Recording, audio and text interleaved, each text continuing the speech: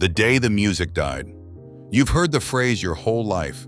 What almost nobody outside America knows, and plenty of people inside it have forgotten, is that it isn't a metaphor at all. It's a real day. February the 3rd, 1959. The day Buddy Holly's plane went down in a frozen cornfield in Iowa. 3 real young men, one of them just 17 years old, killed in that field in the dark. And the little ballroom where they played their last note is still standing, still open. And to this day, people travel from all over the world just to stand inside it. Where I come from, in Europe, all of that hides inside a song, one we've all heard 1,000 times without ever really listening to it. It's 8 minutes long, played at closing time in weddings and parties, a whole room bawling out every word of the chorus without a single one of them knowing what on earth it's actually about. The song is American Pie, written by Don McLean and released in 1971. It's a sprawling, mysterious, poetic thing that fans have argued over for decades. But its heart, the memory the whole song is grieving, is fixed to one specific date, the 3rd of February, 1959. The day, as McLean put it, the music died. To understand what died, you have to go back to a freezing American winter and a tour that should never have been run the way it was. It was called the Winter Dance Party. In the January and February of 1959, a bill of young rock and roll stars was sent out on a punishing string of one-night shows across the frozen upper Midwest, Wisconsin, Minnesota, and Iowa, hopping from town to town on clapped-out tour buses. And the buses kept breaking down. The heaters failed. It got so cold that one of the drummers was hospitalized with frostbite. These were kids, essentially, crisscrossing a brutal winter in a bus with no heat. The headliner was Buddy Holly, 22 years old, born in Lubbock, Texas, and already one of the most important musicians alive. The man who more or less wrote the rule book for the rock and roll band as we know it. The songs he'd already given the world, That'll Be the Day, Peggy Sue, were hits that rewired what popular music could be. So important that, a few years later, 4 boys in Liverpool would name their band after an insect, the Beatles, partly in tribute to Buddy's own band, the Crickets. That's how far his shadow already reached. Alongside him were Ritchie Valens, the 17-year-old who sang La Bamba, a sensation who'd had a monster hit and was, by every account, a sweet, dazzled kid living a dream, and J.P. Richardson, a big, funny, larger-than-life disc jockey who performed as the Big Bopper. Also on that tour, Dion and the Belmonts, another act crammed onto those same freezing buses, night after night. On the 2nd of February, they pulled into Clear Lake, Iowa, and played a sold-out show at a grand dance hall called the Surf Ballroom. And that night, Buddy Holly had finally had enough of the frozen bus.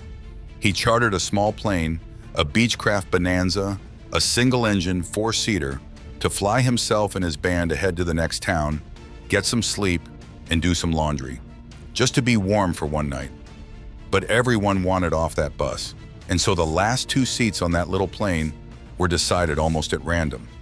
Ritchie Valens, 17 years old, who had never flown in a small plane before, won his seat on the flip of a coin against a guitarist named Tommy Alsop, who lost the toss and, by losing it, lived.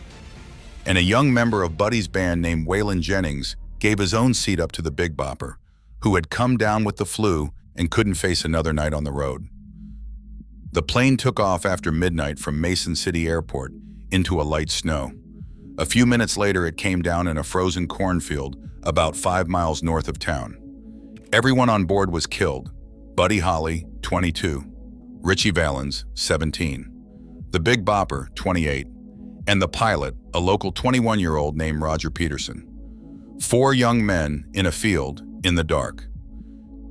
2 nights before, in Duluth, Minnesota, a 16-year-old boy had stood in the audience and watched Buddy Holly play. His name was Bob Dylan. He later said he locked eyes with Holly on that stage and that something passed between them. It is one of those moments in music history that makes the loss feel even larger. What those 2 men might have done had Holly lived. It was, in a way, nothing had been before, the first great tragedy of rock and roll. The music was brand new, it belonged to the young, and suddenly it had a graveyard. That is what Don McLean meant. That is the day the music died. The young man who gave up his seat that night, Waylon Jennings, went on to become one of the giants of country music. He also carried that night with him for the rest of his life, the memory of a small, lucky, unbearable twist of fate that meant he lived and his friends did not. Now, before I tell you what that little Iowa town did with a grief it never asked for, and it's the part that moves me most, one quick thing, the only thing this channel ever asks. If you're enjoying this, press subscribe. On the television, the button's right there on your screen. On a phone, it's just below this video. Big screen or small, it's one tap, it costs you nothing, and it's the only way these stories keep finding you. That's all. Now, the ballroom that refused to forget. Here's what I find so moving. At first, Clear Lake didn't want any of it. A town of a few thousand people had suddenly, through no fault of its own, become the place where the music died. As one local put it, it wasn't the town's finest hour, and for years people there simply didn't talk about it. And then, slowly that changed. Instead of hiding from the tragedy, the town decided to become its keeper. In 1979, 20 years on, they held a memorial concert at the Surf Ballroom, and it grew into an annual event, now called the Winter Dance Party, that fills the place every February with people who travel in from all over the world.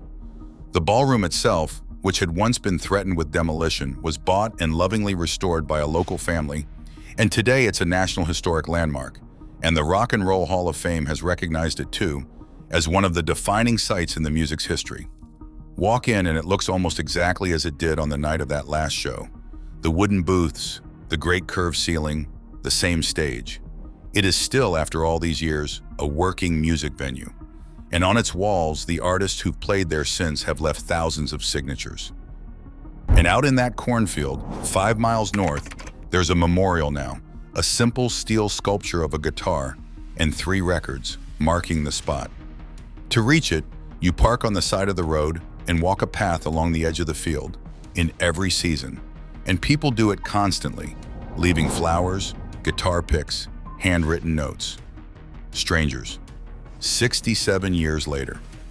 For 3 young men, most of them never got to see play a single note live. And that's the thing that turns the whole story over for me, where I come from. Because in Europe, American Pie is a bit of fun, a long, catchy song you bawl out at the end of the night. In America, it's a wound the whole country quietly agreed to remember. They took the worst thing that ever happened to a little town in Iowa, and instead of looking away, they built a place around it. And they keep showing up every February and every ordinary week in between to stand in the room where the music played one last time. Because that is what the song really did. It didn't just mourn 3 musicians, it made sure a whole nation would never let them be forgotten. That a 17-year-old who sang La Bamba and won a coin toss, and a big-hearted DJ with the flu, and a 22-year-old genius from Lubbock, Texas who wrote Peggy Sue would go on being loved and visited and grieved long after everyone who was actually in that ballroom is gone. America took a plane crash in a cornfield and turned it into something it gathers around. That isn't the day the music died.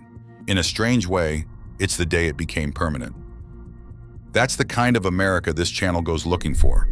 The places where the country takes even its heartbreaks and refuses to let them fade. If that's what you're here for, the subscribe button is right there, on your screen if you're watching on the television, just under the video on your phone.